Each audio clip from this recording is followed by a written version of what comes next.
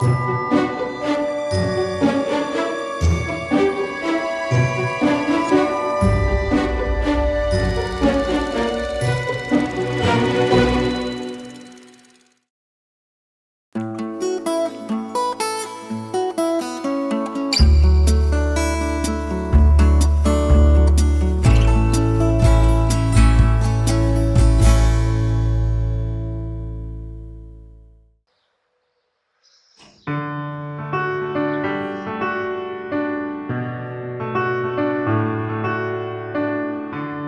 meu nom és Albert Rumbus, soc historiador i arxiver i treballo a la xarxa d'arxius municipals de la Diputació de Barcelona des de l'any que va començar, des de l'any 2004. Justament vaig entrar l'any que va començar.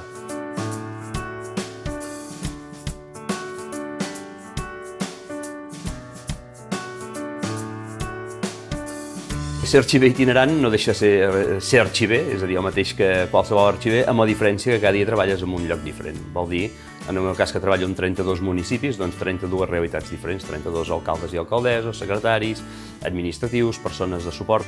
La feina és la mateixa, però les circumstàncies són tan diferents que cada dia estàs fent una cosa gairebé radicalment diferent al del dia abans.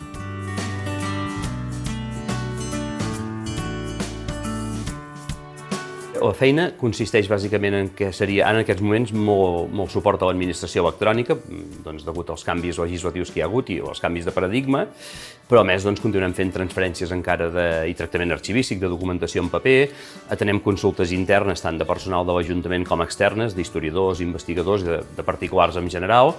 Controlem les condicions climàtiques del dipòsit per assegurar doncs, que la documentació està en les condicions òptimes de temperatura i d'humitat, i bé, tot allò que una mica es pot generar amb ajuntaments tan petits i que tenen tan pocs recursos, doncs a vegades surten coses que no són estrictament de la feina, però s'intenta donar una mica de suport. L'Arxiu Municipal de Vilada va ser dels primers que es va classificar, ordenar i inventariar no dintre la xarxa, sinó encara amb anterioritat en les primeres tasques d'arxivament que es feien en aquests municipis. Es va fer entre els anys 96 i 98, en dues fases diferents, i quan es va fer aquesta fase es va descobrir una documentació, diguem-ne, curiosa, que no li pertocava ser-hi, que era una cartera amb tot de documentació, fotografies i documents a dintre, que era d'un miner, el Josep Puertas, que havia estat assassinat a Vilada en aplicació de la llei de fugues l'any 49. Ignorem el per què, perquè de fet van ser 3 els assassinats i només es va conservar la seva de documentació, però aquesta documentació va quedar a custòdia de l'Ajuntament. I van passar més de pràcticament 50 anys fins que vam arribar-hi nosaltres, o la vam deixar dintre l'arxiu, i anys després, arrel d'una investigació sobre temes de guerra civil, vaig comentar que hi havia aquesta documentació, la família ho va saber, i ens va semblar de retornar la documentació a la família, que concretament encara a la filla, que era viva, i ens en vam quedar una còpia digital per tal de poder tenir la constància d'aquest fet, perquè és un fet emotiu que després de, em sembla que eren 66 anys de la mort del seu pare, hi poguéssim retornar la documentació amb fotos seves de petita i de jove que ell, per exemple, portava a la cartera.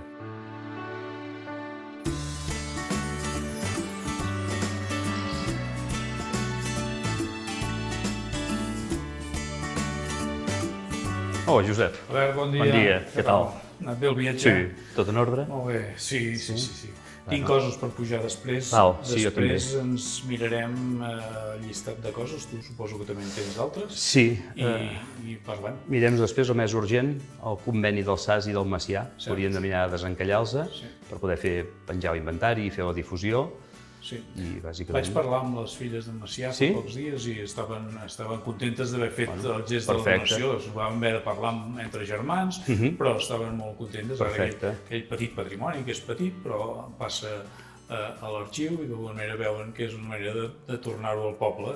És el que haguera volgut el seu pare. A més, és un material molt interessant, vull dir, i anem incrementant tota aquesta colla de donacions que hem tingut, que anem camí de rècord ja amb els que tenim. I ajuda, perquè és un exemple que després, quan se sàpiga, també ajuda a incentivar-ne de nou. Sí, de fet, ens han arribat algunes que ha sigut perquè algú ha vist que ho feien i ens ha arribat a darrere. Val, fem això, truco quan estigui situat i tu hagis acabat? Sí. Perfecte, vinga, fins ara. Merci, adéu, Josep.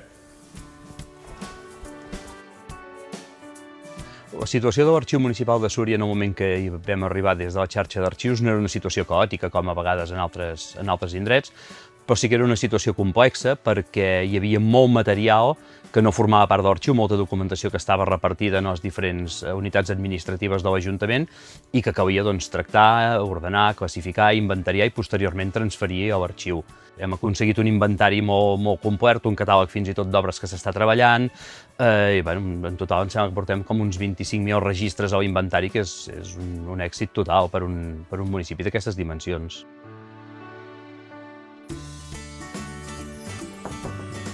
Hola, què tal, Albert? Mira, per fi, coita, mira què porto. Quina il·lusió, No vas poder venir el dia de la presentació, però bueno.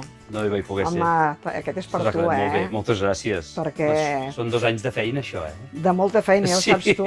Això és la història de l'educació a Súria durant un període important i de les revistes freineres.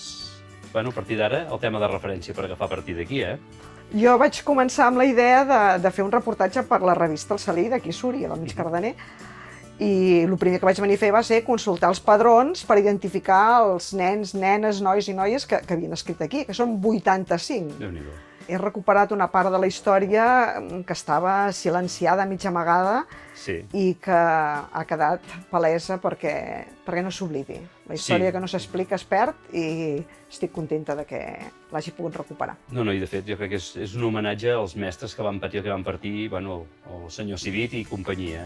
Sense les teves orientacions d'arxiver indicant-me els arxius que podia consultar, que si l'Arxiu Nacional de Catalunya, que si l'Arxiu General d'Alcalá de Henares, que si l'Arxiu Històric Provincial, consultar el llibre d'actes o consultar els llibres de pagaments d'aquí han sigut bàsics per poder completar la recerca.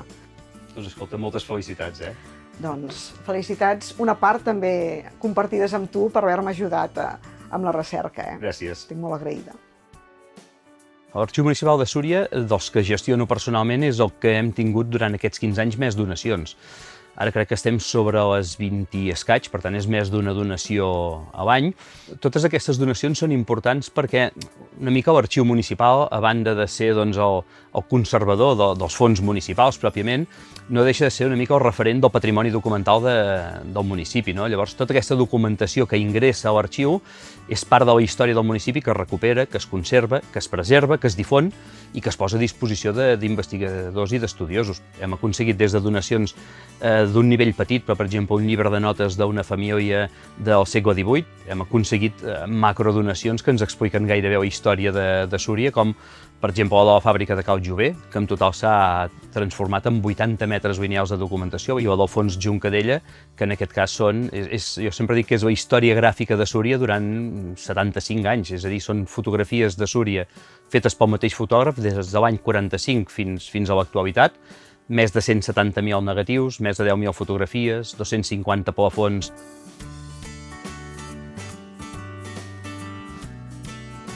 Crec que la figura de l'arxiver juga un paper important perquè una mica t'has d'acabar fent teva la gent, o has d'establir uns vincles, uns lligams, una confiança, perquè, de fet, pensem que hi ha gent que et fan donació d'un llegat que és un llegat familiar, que és la documentació que explica la història de la seva família, del seu negoci, de la seva empresa, de la seva entitat, i una mica si no generes aquest feedback, aquesta confiança, home, és que de fet és com donar una cosa a un desconegut, no? Per tant, això suposa moltes hores, molta feina, molt picar pedra, però el resultat acaba sent molt gratificant.